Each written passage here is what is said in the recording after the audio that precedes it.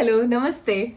There is something very important thing that I want to talk about today. If you're coming to study in the UK, one of the biggest challenges would not be the change of weather, would not be the change of culture, would not be the change of food habits. It will be managing your finances.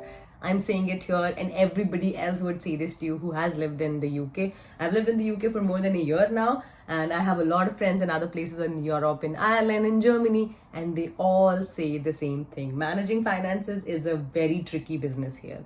Now, even if you're here on a scholarship, you try to do a lot of multiple part-time works. I'm here on a scholarship, but usually students go and do part-time work at these places like cafes, restaurants, gas stations, supermarkets like Tesco. Try to look for part-time work in your university. These are called campus jobs. Your professors, student union, employment team can tell you clearly about it. There's always a list that comes up. Another good way is to go and ask the student union. They would know about it. They would tell you where you can find them. So it will save you a lot of hassle of like standing for longer hours.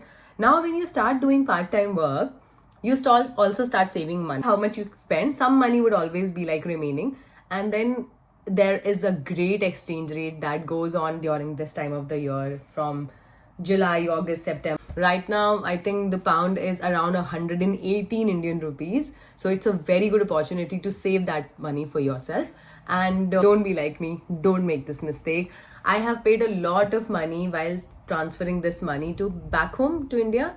There is exchange rate, there is platform fees, there is like forex charges. Later on, I got to know about this amazing app called Profi, and currently I'm sending my money through Profi. And this app allows you to pay money with zero platform fees. And for the first transaction, it's free. And for the second transaction, you can use my code ANU20, and this code will help you get the transfer again first. Whenever you are able to save some money, try to send it back home. If you have people who you are responsible for, it's amazing. But even if you don't, save it in your Indian account, because then you can like reuse it in multiple ways.